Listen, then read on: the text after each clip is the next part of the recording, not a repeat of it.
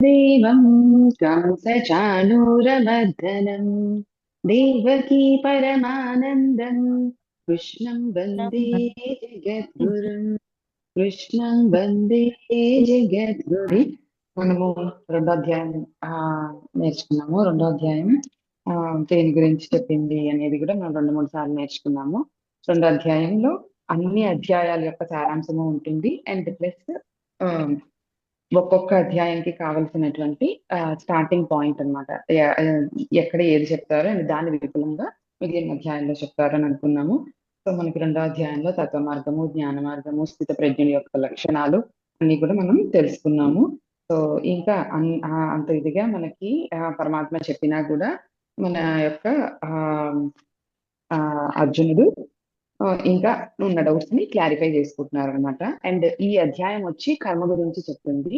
So దాన్ని అందుకోసమనే మనం ఈ అధ్యాయాన్ని కర్మయోగం అని చెప్పి అంటాం అనమాట. సో మన మనసు అనేది ఏది ఆలోచించకుండా ఎలా అయితే ఉండలేదో అలాగే మనము ఏ పని చేయకుండా కూడా ఉండలేమన్నమాట. ఏదో ఒక పనిని చేస్తూ ఉంటాం. మనం చేసే ఆ యొక్క పనిని కర్మ అని అంటారు అనమాట. సో ఆ కర్మను ఎలా చేయాలి, ఎలా చేస్తే మనము మన యొక్క మన ఎయిమ్ ఏంటి, మోక్షం సాధించాలి అని. సో ఆ మోక్షాన్ని ఎట్లా సాధించవచ్చు, మనం చేసే పని ద్వారా మనము దానికి ఎలా వెళ్ళాలి అనే ఒక వేని చూపించేదే ఈ కర్మయోగం అన్నమాట. సో మనం రోజువారీ ఉండే పనుల్లోనే ఎలా చేస్తే ఏ విధంగా చేస్తే మనం ఆ యొక్క స్థితికి ఆ చేరగలుగుతాము అనే దాని గురించి చెప్పేదాన్ని ఈ కర్మయోగం అని చెప్పి అంటారనమాట. సో ఆల్రెడీ మనకి ఈ కర్మయోగం గురించి ఫస్ట్ అంటే రెండో అధ్యాయంలో స్టార్ట్ చేశారు. అయినా కూడా ఆయనకి ఇంకా ఆ యొక్క అనుమానం ఉందన్నమాట. సో ఆ అనుమానాలన్నీ తీర్చుకుంటూ ఉన్నారనమాట. సో మనం మూడో అధ్యాయంలోకి వెళ్దాం.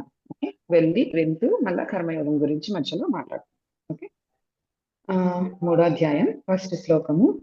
ధ్యాయసి చేత్ కర్మణస్తే మథా బుద్ధిర్జనార్దన తత్కిం కర్మణి ఘోరే మాం నియోజయసి కేశవ. రెండో అధ్యాయంలో మనకి తత్వ మార్గము అండ్ జ్ఞాన మార్గం ఈ రెండింటిని కూడా మనకి చెప్పారు కదా. సో ఈ రెండిట్లో చెప్పినప్పుడు మనకి ఏం చెప్పారు అని అంటే కర్మ మార్గం గురించి ఒకసారి రివైజ్ చేస్తున్నాను నేను. కర్మణ్యే వాదికారస్తే మా ఫలేషు కదాచన మా కర్మఫల హేతుర్భుర్ మాతే సంగోస్త్వ కర్మణి అని చెప్పారు కదండి. సో కర్మ చేసే దాంట్లో మాత్రమే నీకు అధికారం ఉంది, నువ్వు ఫలం ఆశించద్దు అని చెప్పారు. అండ్ కర్మని చెయ్యమని చెప్పారు. నీ కర్మ నువ్వు చెయ్యాలి అని చెప్పారు మనకి ఈ శ్లోకంలో. సో ఈ విధంగా మనము ఇప్పుడు మాట్లాడుకునేవన్నీ సత్కర్మల గురించే. సత్కర్మ అంటే మంచి పనులు, మన కర్తవ్యం, మన మంచి యొక్క కర్తవ్యం అనమాట. దీన్ని చేయడం వల్ల ఎన్ని ప్రయోజనాలు సిద్ధిస్తాయి అని అనుకోవడం అంట. నీకు కర్మ చేయడం వల్ల అందులోని సత్కర్మ చేయడం మాత్రమే నీ కర్తవ్యము. అయితే దీనివల్ల నీకు అన్ని ప్రయోజనాలు సిద్ధిస్తాయి అంటే ఈ సత్కర్మ చేయడం వల్ల అన్ని ప్రయోజనాలు సిద్ధిస్తాయా అని అంటే కాదు.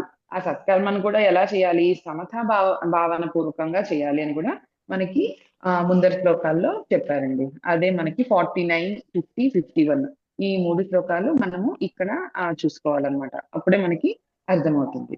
సో అక్కడ ఏం చెప్పారు అనేది మళ్ళీ మనం ఒక్కసారి శ్లోకాలు చదివి తెలుసుకుందాం అనమాట. సో ఇక్కడ ఏం చెప్తున్నారు అని అంటే 49 దూరేణ వ్యవహారం కర్మ బుద్ధి యోగాజ్జనంజయ బుద్ధి శరణమన్విచ్చ కృపణ ఫలహేతవ. అంటే ఇక్కడ ఏమని చెప్తున్నారంటే దూరేణ వ్యవహారం కర్మ అంటే ఇక్కడ నువ్వు సమతాపూర్వకమైనటువంటి బుద్ధితో నిష్కామ కర్మని ఫలాపేక్ష లేకుండా చేసినప్పుడు ఫలాపేక్ష లేకుండా చేయాలి. అలా కాకుండా నువ్వు ఫలాన్ని ఆశించి కృపణ ఫలహేతవ అంటే ఫలాన్ని ఆశించి చేసేవన్నీ చాలా తక్కువైనవి అన్నట్టు అనమాట. అంటే ఇక్కడ నిష్కామ కర్మను ప్రోత్సహిస్తూ చెప్పారు. నిష్కామ కర్మనే చెయ్యాలి, కానీ నువ్వు ఫలాన్ని ఆశించి కృపణ ఫలహేతవ అంటే నువ్వు ఫలం ఆశించి, కృపణుడు అనేవాడే, దీనుడు అనేవాడే చేస్తాడు ఫలాన్ని ఆశించి పనులు. సో నువ్వు ఫలాన్ని ఆశించకుండా నిష్కామ కర్మ చేయాలి, అది కూడా సమతా భావపూర్వకంగా చేయాలి అని చెప్పి మనకి దీనిలో చెప్పారు. ఓకే, అండ్ 50th శ్లోకము. బుద్ధియుక్తో జహాతిహ ఉభయి సుకృత దుష్కృతి తస్మాద్యోగాయ యుజ్యస్వ యోగ కర్మసు కౌశలం. మనకి అదే విషయాన్ని ఇంకా విపులంగా చెప్తూ ఉన్నారు అన్నమాట. సమతా బుద్ధితో మనము ఎప్పుడైతే మన యొక్క పనులను చేస్తామో అప్పుడు మాత్రమే మనకి ఇప్పుడు మంచి పనులను చేశామనుకోండి మనకి బంగారు సంఖ్యలు అంటే బంగారు సంఖ్యలు మన చేతికి ఉన్నట్టు అన్నమాట. అదే చెడ్డ పనులు చేస్తే ఇనుము సంఖ్యలు ఉన్నట్టు అన్నమాట. మొత్తానికి పని అనేది సంఖ్యలు అని అనుకోవాలన్నమాట. సో అది బంగారు సంఖ్యలైనా కావచ్చు, ఇనుప సంఖ్యలైనా కావచ్చు. సో ఆ 2 లేకుండా ఉండాలి అనంటే, అంటే దేనికి మనం ముడిపడకుండా ఉండాలి అనంటే, మనకి పుణ్యం ఎక్కువైనా మళ్ళా ఇంకొక జన్మ ఎత్తాల్సిందే. అండ్ పాపం ఎక్కువైనా గూడా మళ్ళా ఇంకొక జన్మ ఎత్తాల్సిందే. సో, ఆ రెండిటిని తగ్గించుకొని సమతాపూర్వకంగా సమత్వ బుద్ధితో జేయాలి. అండ్ నిష్కామ కర్మను చేయాలి. నిష్కామ కర్మను చేసినప్పుడు మాత్రమే నువ్వు ఆహ్, యోగం అని చెప్పబడుతుంది. యోగః కర్మసు కౌశలం. యోగం అంటే నీ యొక్క ఏ పనినైనా గూడా మనకి మొత్తం భగవద్గీత చెప్పేదంతా ఈ సమతాభావ పూర్వకంగా, ఈ సమత్వం గురించే చెప్తాదండి. సో, ఆ విధంగానే సమతాభావ పూర్వకంగా నువ్వు నిష్కామ కర్మని చేయాలి అని గూడా మనకిక్కడ 50th శ్లోకంలో చెప్తూ ఉన్నారనమాట. అండ్ 51 కర్మజం బుద్ధియుక్తా హి ఫలం త్యక్త్వా మనీషిణః జన్మబంధ వినుర్ముక్తః పదం గచ్చన్త్యనామయం. ఇలా ఈ సమత్వ బుద్ధితోని చేసే కర్మలు నువ్వెప్పుడైతే చేస్తావో అప్పుడే నీకు జనన మరణాల నుంచి బంధం నుంచి విముక్తిని పొందుతావు. దుఃఖరహితుడివై అప్పుడే నీకు దుఃఖం అనేది పోతుంది అండ్ మోక్షాన్ని పొందగలవు అని చెప్పి మనకి చెప్తూ ఉన్నారనమాట. మనం పుణ్యం చేసినా మనకి బంగారు గొలుసు ఉన్నట్టన్నమాట మన చేతులకి. బంగారు సంఖ్యలు ఉన్నట్టు. అదే పాపం చేస్తే ఇనుమ సంఖ్యలు ఉన్నట్టన్నమాట. సో, అలా కాకుండా నువ్వు సమత్వ బుద్ధితో చేయాలి. అండ్ నిష్కామ కర్మలు చేయాలి. అది ఆహ్, అప్పుడు మాత్రమే నువ్వు మోక్షానికి పొందగలవు అని చెప్పి మనకి ఇక్కడ చెప్పారు. అది మనము విన్నాం అన్నమాట. అది ఎలా చేయాలి? సంఘం త్యక్త్వా ధనంజయ. సంఘాన్ని విడిచి అంటే ఆ యొక్క అటాచ్‌మెంట్‌ని విడిచిపెట్టి చేయాలన్నమాట. సో, మనకి నెక్స్ట్ ఏమొస్తది అని మనము నిష్కామ కర్మ అంటే అందరికీ తెలుసు అనుకుంటున్నాను. సో, మనము ఏ ఫలితము ఆశించకుండా చేసేదాన్నే నిష్కామ కర్మ అని అంటారనమాట. సో, మనం ఎప్పుడు గూడా ఏ ఫలితాన్ని గూడా ఆశించకుండా చేయాలి. అందుకోసం ఫలితం రాదా అనంటే మనకు ఆల్రెడీ చెప్పారు. ఫలితం వస్తుంది. అది ఎప్పుడు రావాలో అప్పుడు ఎంత రావాలో అంత వస్తుంది. సో, నువ్వు చేయాల్సిన పనిని నువ్వు పర్ఫెక్ట్‌గా చెయ్యి అని కూడా మనకి చెప్పారు కదా! అన్ని శ్లోకాల్లో గూడా. సో, ముందరి శ్లోకాల్లో. సో, ఆ విధంగా ఫస్ట్ మనం ముందరిది నేను మీకు చెప్పి మళ్ళా ఇక్కడికి వస్తున్నాను. ఎందుకు అనంటే ఇవన్నీ విన్నారనమాట. అండ్ మళ్ళా ఏం చెప్పారు? శ్రీకృష్ణ పరమాత్మ లాస్ట్ శ్లోకం అండి. ఏషా బ్రాహ్మీ స్థితి పార్థం నై ఏషా బ్రాహ్మీ స్థితి పార్థ నైనాం ప్రాప్య విముహ్యతి. స్థిత్వా స్యామంతకాలేపి బ్రహ్మ నిర్వాణముచ్యతి. ఏం చెప్పారు ఇంకా అంటే మనకి ఈ అక్కడి వరకు కర్మయోగం అయిపోయింది. తర్వాత మనకి ఇక్కడంతా చెప్పిందంతా స్థితప్రజ్ఞుడి యొక్క లక్షణాల్లో చెప్పిందంతా ధ్యానం గురించి చెప్పారు కదండీ! సో, నువ్వు ఇలాంటి జ్ఞానాన్ని సంపాదించి నువ్వు ఎప్పుడైతే ఉంటావో ఎలా జ్ఞానాన్ని అనంటే మళ్ళా అన్ని 2, 3 సార్లు మనం చెప్పుకున్నాం కదా! స్థితప్రజ్ఞుడి యొక్క లక్షణాలు. అది మనం ఒక్కసారి చదువుకుంటే మనకి అర్థమవుతుందనమాట. ఆహ్, సో, ఎప్పుడు గూడా ఆ జ్ఞానంతో గనక మనం ఉంటే అప్పుడు నువ్వు బ్రాహ్మీ స్థితి పొందిన వాడివి అవుతావు. సో, అది నువ్వు మళ్ళా వెనక్కి రాలేవు. సో, ఈ యొక్క లక్షణాలన్నీ స్థితప్రజ్ఞ యొక్క లక్షణాలన్నీ నువ్వు ఎప్పుడైతే నేర్చుకుంటావో అప్పుడే నువ్వు ఇవన్నీ నేర్చుకున్నప్పుడు నువ్వు బ్రాహ్మీ స్థితిని పొందుతావు అని కూడా మనకి చెప్పారనమాట.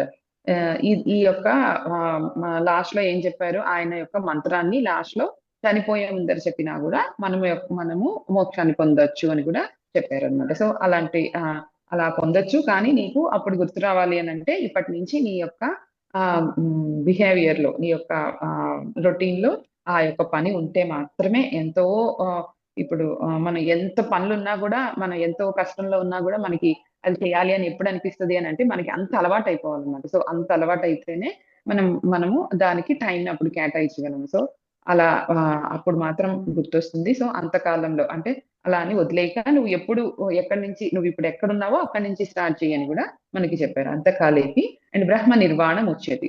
అప్పుడే నువ్వు బ్రహ్మ నిర్వాణాన్ని పొందగలుగుతావు. బ్రాహ్మీ స్థితిని పొందగలుగుతావు అని చెప్పి కూడా మనకి చెప్పారు. సో ఇలా చెప్పడం వల్ల ఏమైంది అని అంటే ఫస్ట్ కర్మం చేయమని చెప్పారు శ్రీకృష్ణుడు. అండ్ జ్ఞాన మార్గమే గొప్పది అని చెప్తున్నారు. సో కర్మని చెయ్యమని ఎందుకు చెప్పాలి అప్పుడు నాకు? నేను ఆ కర్మలన్నీ వదిలేసి నేను ఒకేసారి జ్ఞాన మార్గంలోకి వెళ్ళిపోవచ్చు కదా! సో ఎవరైనా అదే కదా కోరుకుంటారు. సో ఏది బెస్టో అదే కదా మనం చూస్ చేసుకుంటాము. సో జ్ఞాన మార్గమే మంచిది అని చెప్పినప్పుడు కర్మని ఎందుకు చేయాలి? సో నేను కర్మని మళ్ళా నాకు కర్మని ఎందుకు చేయమని చెప్తున్నారు అని చెప్పి ఆయనకి డౌట్ వచ్చింది. సో అందుకోసమనే మనకి ఈ యొక్క మూడో అధ్యాయము స్టార్ట్ అయింది. సో మనందరిలో కూడా ఈ యొక్క డౌట్ ఉంటుంది. సో ఆయన ఏమడుగుతున్నారంటే జ్యాయసి చేత్ కర్మణస్తే మథా బుద్ధిర్ జనార్దన తత్కిం కర్మణి ఘోరే మాం నియోజయసి కేశవ. ఆయన మనసులోని ఇది ఘోరమైన పాపము అని చెప్పి ఒక ఇదైతే ఉండిపోయిందనమాట. సో ఆయన మనసులో ఇన్ని డౌట్లు ఉన్నాయి. తత్వ మార్గము అండ్ కర్మ మార్గము. తత్వ మార్గము ఇది నథింగ్ బట్ జ్ఞాన మార్గం అన్నమాట. సో ఈ రెండు మనకి రెండవ అధ్యాయంలో బోధించారు. కానీ మనకి దీనిలోని అన్ని సత్కర్మలనే చేయమని చెప్పారు. సత్కర్మలను కూడా భావపూర్వకంగా చేయమని చెప్పారు. అంటే ఈ భావపూర్వకంగా చేసినప్పుడు మాత్రమే మనము మన మనస్సుని నిర్మలంగా ఉంచుకోగలం అనమాట. మన మనస్సు ఎప్పుడైతే నిర్మలంగా ఉంటుందో అప్పుడే మనకి తత్వజ్ఞానం కలగడానికి వీలు కుదురుతుంది. సో మన మనసు ఎప్పుడు అయితే నిర్మలంగా ఉంటుందో, మనసు ఎప్పుడు నిర్మలంగా ఉంటుందంటే మనకి రోజు పనులు చేయాల్సిందే తప్పదు. సో నేను వెళ్ళిపోతాను. నేను ఇక్కడి నుంచి వెళ్ళిపోయి హిమాలయాలకు వెళ్ళిపోయి ముక్కు మూసుకొని తపస్సు చేసుకుంటాను అని పారిపోయే వాళ్ళు అందరూ కూడా వీటిని కొంచెం సరిగా అర్థం చేసుకొని చేయాలన్నమాట. ఆయన ఏం చెప్తున్నారంటే నీ పనిని నువ్వు చేయాలి. సమతాభావపూర్వకంగా చేయాలి. నిష్కామ కర్మగా చేయాలి. అప్పుడు మాత్రమే నీ మనస్సు అనేది నిర్మలమవుతుంది. నిర్మలమైనప్పుడు మాత్రమే నువ్వు తత్వజ్ఞానానికి అర్హుడవుతావు అన్నమాట. అప్పుడు మాత్రమే నువ్వు బ్రాహ్మీ స్థితిని పొందగలవు అండ్ స్థితప్రజ్ఞ యొక్క లక్షణాలని అలవర్చుకుంటూ ఉండగలవు అని చెప్పి మనకి చెప్పారు. ఆయన చెప్పడం క్లియర్ గానే చెప్పారు. కానీ మనకి కొంచెం ఇంకా అనుమానంగా ఉందన్నమాట. సో అది మంచిది అని చెప్పారు. ఇది మంచిది అని చెప్పారు. సో కర్మ మార్గం మంచిదన్నారు. జ్ఞాన మార్గం కూడా మంచిది అన్నారు. సో నేనేం చేయాలి అని ఆయనకి డౌట్ వచ్చిందనమాట. అదే విధంగా మనకి ఈ ముందరి శ్లోకాల్లో చెప్పినట్టు మరలా తత్వజ్ఞానం వల్ల వచ్చే స్థితే బ్రాహ్మీ స్థితి అని చెప్పి చెప్పారు. సో పరమాత్మ 2 మాటల్లో చెప్పారనమాట. సో మనకి ఈ 2 మాటలు చెప్పడం వల్ల ఆయన అయితే చాలా స్పష్టంగానే చెప్పారు. కానీ మనకి ఒకటి ఏం చెప్పారు? కర్మ మార్గం కంటే జ్ఞాన మార్గం చాలా మంచిది అని చెప్పారు. సో జ్ఞాన మార్గం వలన వచ్చే ఫలితం అన్నింటికన్నా గొప్పదైన ఫలితం. సో అలా అని మనకి చెప్పారు. సో కానీ మళ్ళా ఇంకోటి చెప్పారు, నువ్వు నీ కర్మని చెయ్యి అని కూడా చెప్పారు కదా. సో కర్మ మార్గంలో ఉండు అని చెప్పి, అంటే కర్మ మార్గంలో ఉండు అని అంటే నువ్వు ఆ యుద్ధం చెయ్యి, నీ పని అదే కదా. సో నువ్వు ఆ యుద్ధం చెయ్యి అని కూడా చెప్తున్నారు. సో దీనికన్నా మంచిది జ్ఞాన మార్గం అయినప్పుడు నేను వదిలేసి జ్ఞాన మార్గానికి వెళ్ళిపోతాను కదా.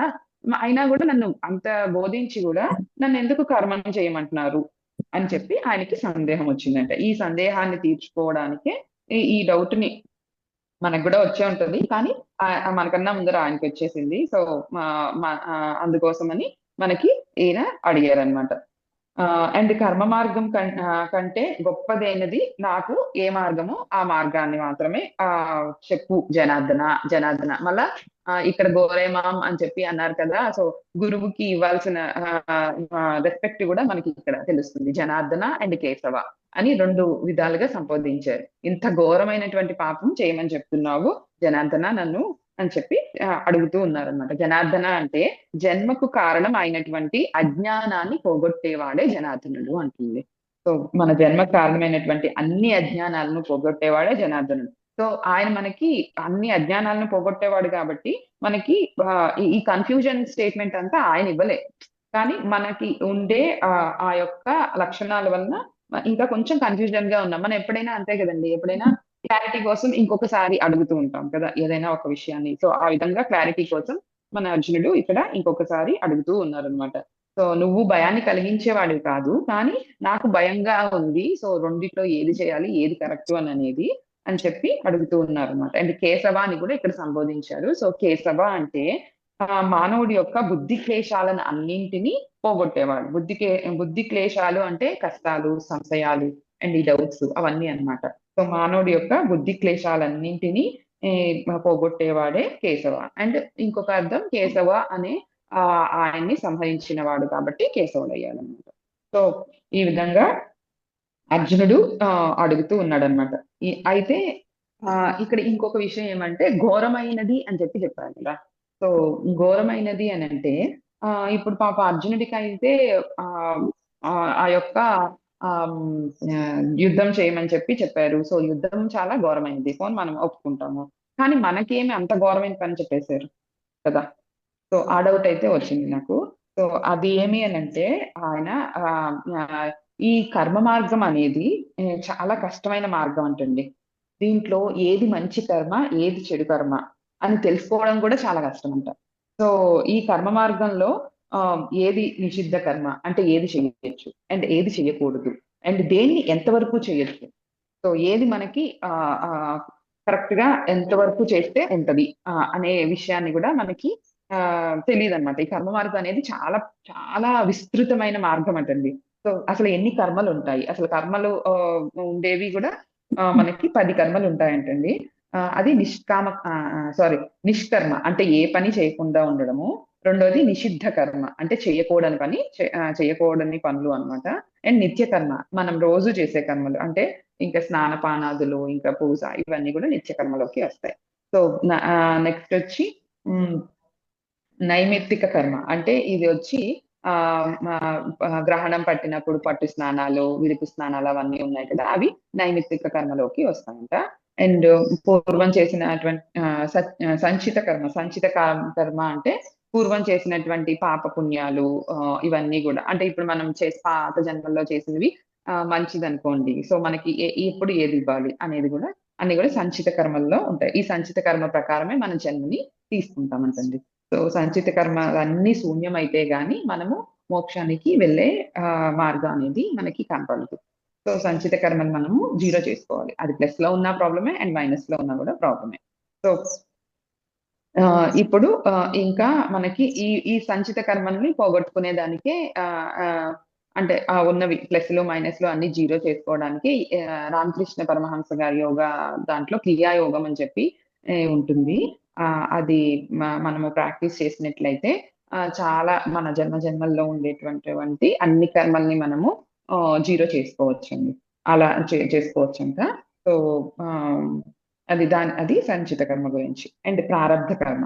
ప్రారబ్ధ కర్మ అంటే ఈ సంచిత కర్మలోని కొంచెం భాగాన్ని తీసుకొని మనం జన్మం తీసుకుంటాం అన్నమాట. సో దాన్నే ప్రారబ్ధ కర్మ అంటారు. సో ప్రతి మానవుడికి కూడాను జన్మ అనేది వస్తుంది. కేవలం మానవ జన్మలోనే మాత్రమే ఇది సాధ్యమవుతుందన్నమాట. ఈ ప్రారబ్ధ కర్మ అనేదన్నమాట. సో హ్మ్. ఈ ప్రారబ్ధ కర్మ ప్రకారమే మన యొక్క తల్లిదండ్రులు ఎవరు, ఎక్కడ, ఎప్పుడు పుట్టాలి, ఎక్కడ జన్మించాలి అనేది గూడా మనము ఎక్కడ చదువుకోవాలి, ఏ వృత్తిలో ఉండాలి అనేది గూడా నిర్ణయించబడుతదటండి. దీన్నే తలరాత అని గూడా అంటామనమాట. సో, ఇది ప్రారబ్ధ కర్మ అనమాట. అండ్ ఈ ప్రారబ్ధ కర్మ మన చేతుల్లో ఉందని పొరపాటు పడతాము. అంటే ఇప్పుడు డాక్టర్ అవ్వాలి, మా వాడు డాక్టర్ అవ్వాలి, ఇంజినీర్ అవ్వాలి అని మనము ప్రెషర్ ఇస్తాం కదా! సో, అది వాళ్ళు పాపం ఇంకా ప్రెషర్‌గా తీసుకొని ఆత్మహత్యలనేవి జేసుకుంటా ఉంటారు. సో, అది మన చేతుల్లో లేదు. ఈ యొక్క ఆహ్, ఆహ్, ప్రారబ్ధ కర్మ మన చేతుల్లోనే ఉందన్నమాట. సో, మనవన్నీ అప్పుడు చేసిన దాని ప్రకారమే ఇవన్నీ గూడా మనకి ముందరే డిసైడ్ అయిపోయి ఉంటాయటండి. మనం కానీ వాడి పాపం ఇంజినీరింగ్ ఇష్టమంటే డాక్టర్‌ని చేయమంటాం, డాక్టర్ ఇష్టమంటే ఇంజినీర్ చేయమంటాం. సో, వాళ్ళ ఇష్టం ప్రకారం వదిలేయాలన్నమాట. సో, ఇది మన చేతుల్లో లేదు ప్రారబ్ధ కర్మ అనేది. సో, ఆ విధంగా సారీ ఆగామి కర్మ అండి. ఇప్పుడు మనం చెప్పింది. సో, ఈ ఆగామి కర్మ అనేది మన చేతుల్లో లేదు. ప్రారబ్ధ కర్మ ప్రకారంగానే ఒక ఉద్యోగమైనా, వృత్తి అయినా ఏదైనా గూడా వస్తూ ఉంటదన్నమాట. సో, ఏ రోజు ఎవరికి ఎంత సారీ ఇప్పుడు మనం చెప్పబోయేది ఆగామి కర్మ. ఇంతవరకు చెప్పింది ప్రారబ్ధ కర్మ. ఇప్పుడు చెప్పబోయేది ఆగామి కర్మ. ఆగామి కర్మ అనంటే ఏ రోజు ఎవరికి ఎంత ఆదాయం లభించాలి అనేది గూడా ముందరే మనకి డిసైడ్ అయిపోయి ఉంటదంట. సో, నీకు ఈరోజు ఒక 5,000 రావాలి అనంటే అది వస్తుంది. ఎలా అయినా వస్తుంది. కానీ నువ్వొచ్చి అది రాకముందరే మనము అంటే ఇప్పుడు బల్ల కింద డబ్బులు పెట్టి చేయి పెట్టి తీసుకోవడము అంటే తప్పు గదా! సో, మనకి రావాల్సింది ఎట్లైనా ఆ రోజు అంత రావాలి అని ఉంది అనంటే ఏదో ఒక విధంగా అదొస్తుంది. కానీ దానికోసం నువ్వు నేను సంపాదించాలి ఇంత టార్గెట్ నాది అని చెప్పి నువ్వు అనుకోని దాన్ని తప్పుడు మార్గాల్లో సంపాదించకూడదు. సో, ఈ అని గూడా ఇది గూడా మన చేతుల్లో లేదు. నీకు రావాల్సింది ఆ 5,000, 10,000 నీకు ఆ రోజు సంపాదించాలి అంటే తప్పకుండా వస్తది. కానీ అది నువ్వు చేతుల్లో లేదు. నువ్వు నీ చేతుల్లో ఉంది అని భ్రమపడుతూ ఉంటావు. సో, ఇది గూడా నువ్వు చేయకూడదు అని చెప్పి ఇలా ఇంకా కామ్యకర్మ ఆహ్, అండ్ నిష్కామ కర్మ గురించి మీకు తెలుసు. అండ్ కర్మ సన్యాసం అంటే ఈ కర్మలన్నీ వదిలేయడమే కర్మ సన్యాసం అన్నమాట. సో, ఇవన్నీ ఇన్ని రకాల కర్మలున్నాయి. సో, ఒక్కొక్కటి ఒకటి మనం ఎన్ని చదివి ఇంత చేసినా గూడా కన్‌ఫ్యూజ్ అవుతూ ఉంటాం అన్నమాట. సో, ఈ ఇది మనం చేసే పనులు గూడా అంత కష్టమైనవన్నమాట.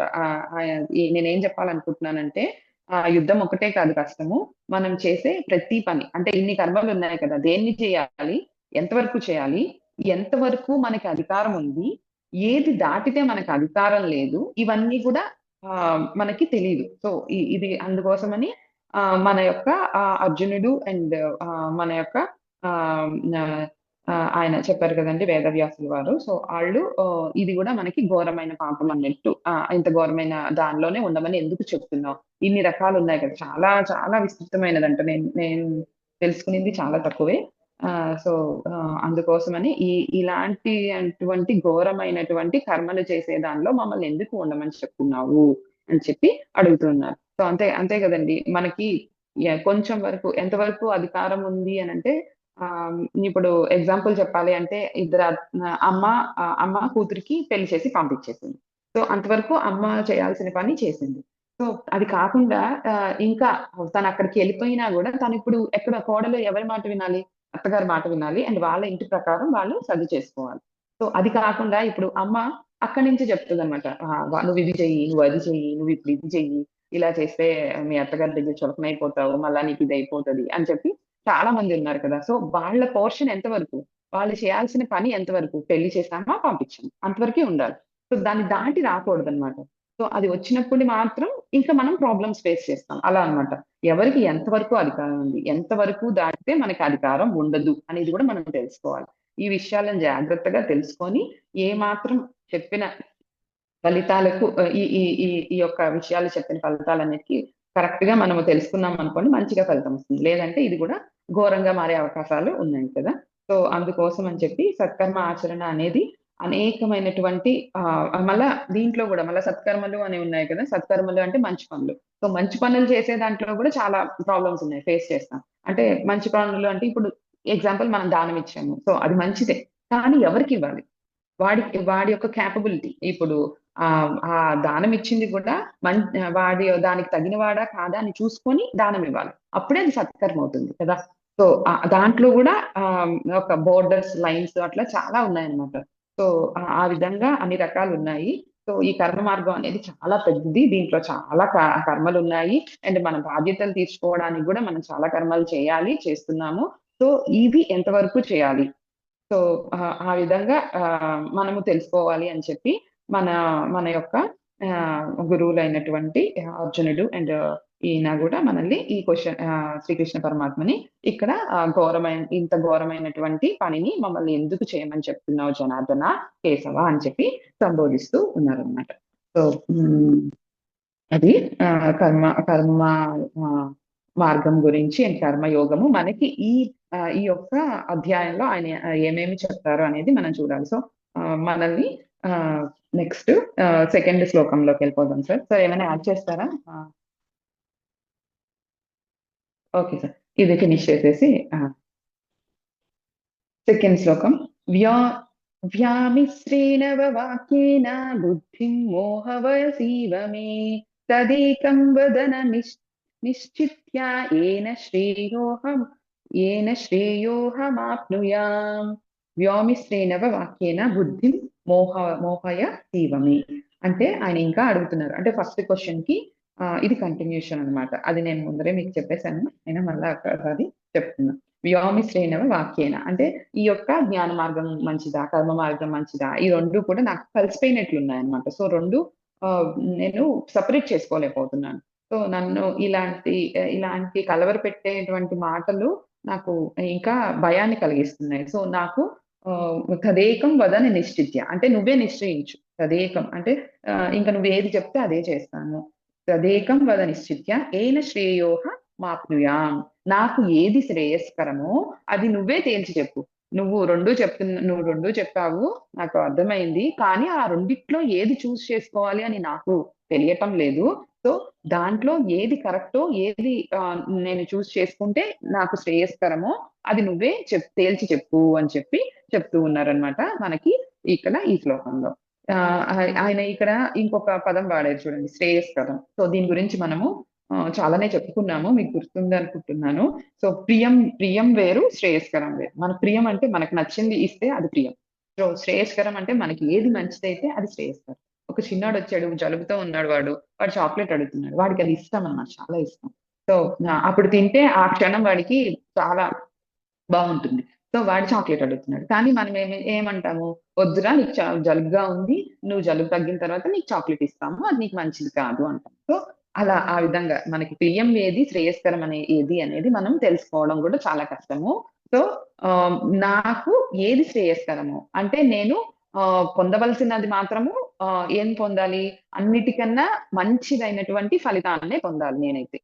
సో ఆ మంచి ఫలితాన్ని ఆ యోగాన్ని, ఆ స్థితప్రజ్ఞుడి యొక్క లక్షణాలను వరకు చేరుకోవడానికి, ఆ బ్రాహ్మీ స్థితి వరకు నేను చేరుకోవడానికి నాకు ఏదైతే శ్రేయస్కరమో, ఏదైతే మంచిదో దాన్ని నువ్వే తేల్చి చెప్పు అని చెప్పి చెప్తూ ఉన్నారనమాట. అంతే కదండి. మనము ఎప్పుడైనా మనకి ఈజీగా అర్థం అవ్వాలంటే ఒక 2 చీరలు తీసుకున్నాం అనుకోండి. ఆ రెండిటిని మనం చాలా నచ్చింది. సో దాంట్లో మనం డిసైడ్ చేయలేకపోతున్నాం అంటే అప్పుడు ఏం చేస్తాం, మనకి ఇష్టమైన వాళ్ళకి ఫోన్ చేసో, లేకపోతే వాళ్ళ పక్కన ఉంటే వాళ్ళని అడిగో, ఇంకా డెసిషన్ మీరే చెప్పండి, ఈ రెండిట్లో ఏదైనా పర్లేదు నాకు అని అంటాం కదా. సో ఆ విధంగా మన యొక్క అర్జునుడు తన యొక్క ప్రశ్నను తనకి కావలసిందైతే మోక్షం, ఇది క్లియర్ చేసేసారు. సో నాకు కావాల్సింది మోక్షము. సో ఈ మోక్షాన్ని నేను సాధించాలి అని అంటే అన్నిటికన్నా మంచి మార్గం ఏదో నువ్వే చెప్పు, నేను తెలుసుకోలేకపోతున్నాను అని చెప్పి మనకి ఈ దాంట్లో చెప్తూ ఉన్నారనమాట. సార్ ఏమైనా యాడ్ చేస్తారా సార్?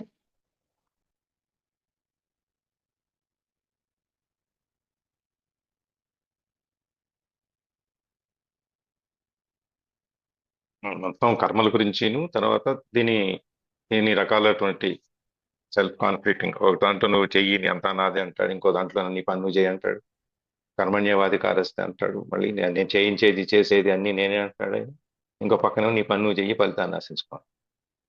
అదే కదా మొత్తం అంతా. దానికి ఇప్పుడు ఈ 10 కర్మలు, దాంట్లో ముఖ్యమైన మనం చూసేది, మనకు తెలిసేది నిషిద్ధ కర్మ ఒకటి, ప్రారబ్ధ కర్మ ఒకటి, ఆగామి కర్మ ఒకటి,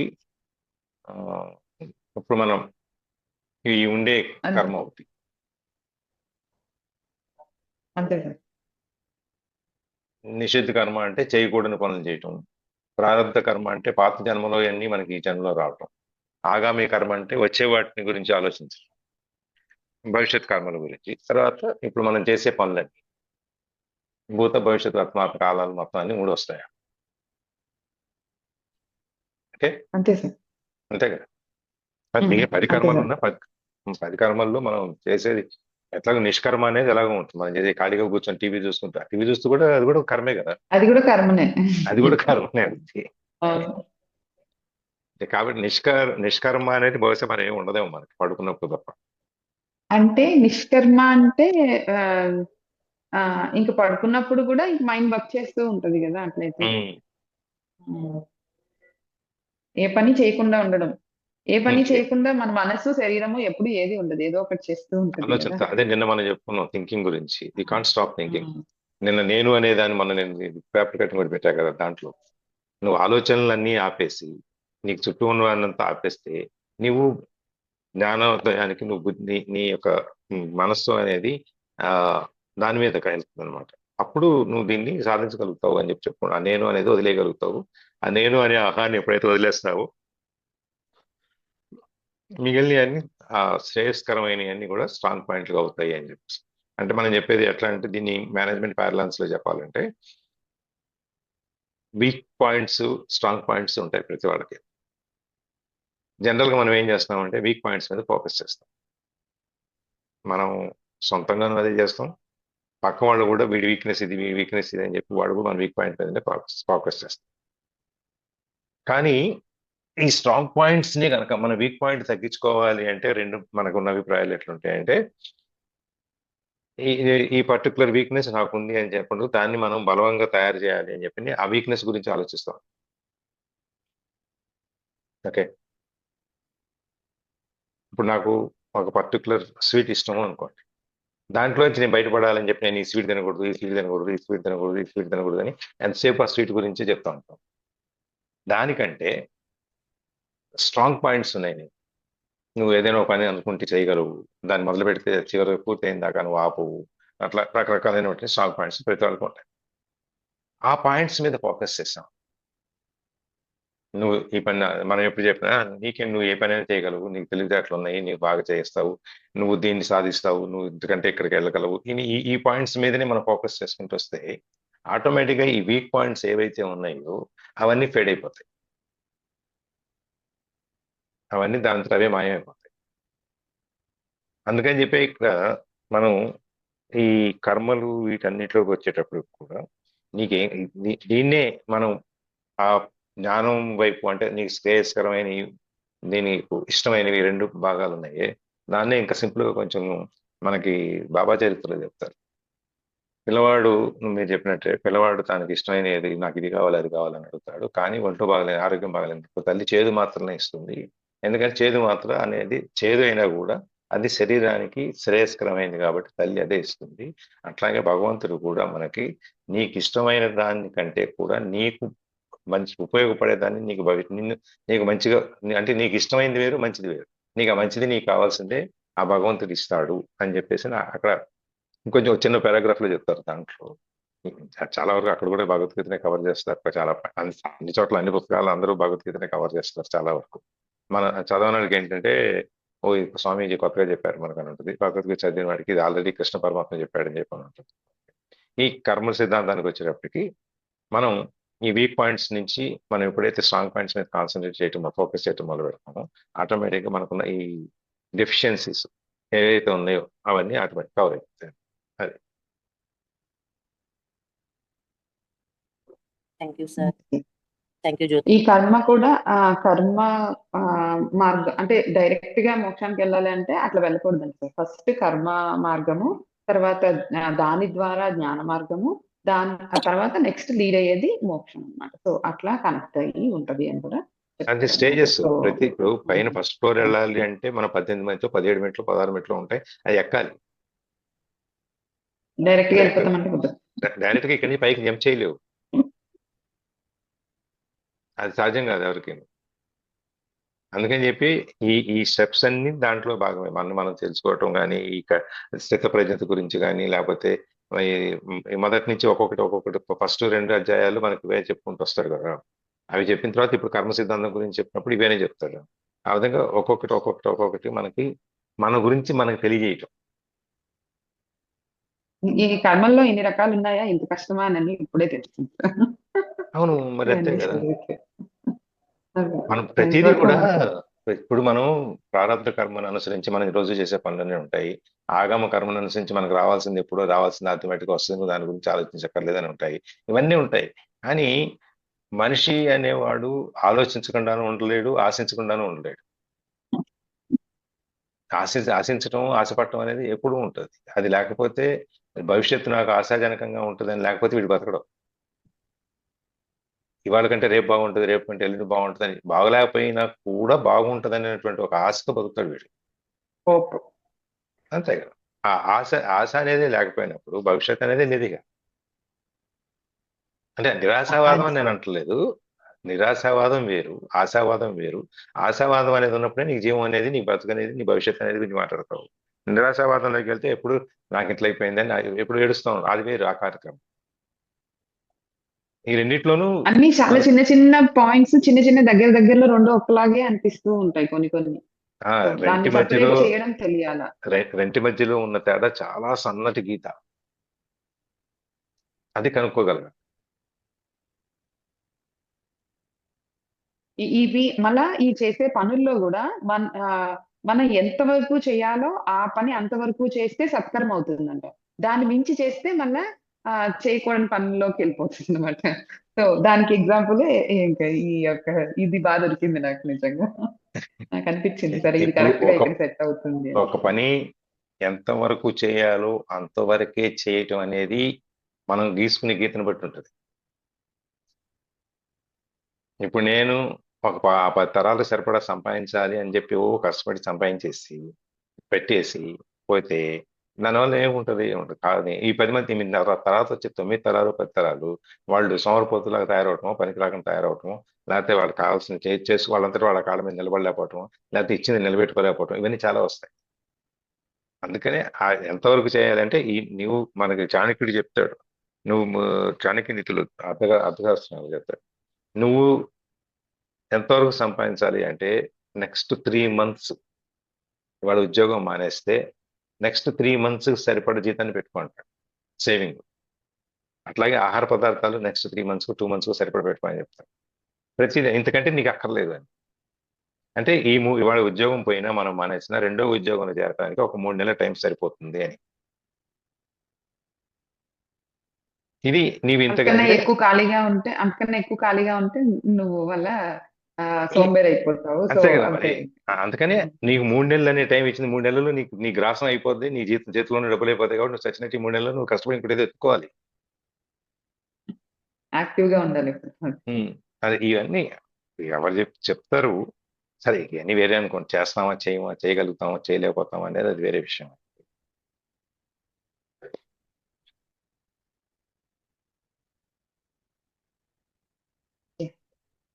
ఇంకెవరైనా షేరింగ్స్ చెప్పండి. అంతే సార్, ఇంకా టైం అయిపోయింది. సో ఈ రోజుకి అయితే ఇది క్లోజింగ్ ప్రే చేసి కార్తిక్ క్లోజింగ్ ప్రేయర్. ఎవరైనా ఏమైనా యాడ్ చేస్తారండి? ఎవరైనా షేరింగ్స్ ఉన్నాయా అండి? ఏమైనా డౌట్స్ కానీ? కరణం గారు, మనోహర్ గారు. ఓకే, నువ్వు ఎండింగ్ ప్రేయర్ చెప్పేసి జ్యోతి. యోగేశం సచ్చిదానందం వాసుదేవం రజప్రియం ధర్మ సంస్థాపకం వీరం కృష్ణం వందే జగద్గురుం. సర్వం శ్రీకృష్ణార్పణమస్తు.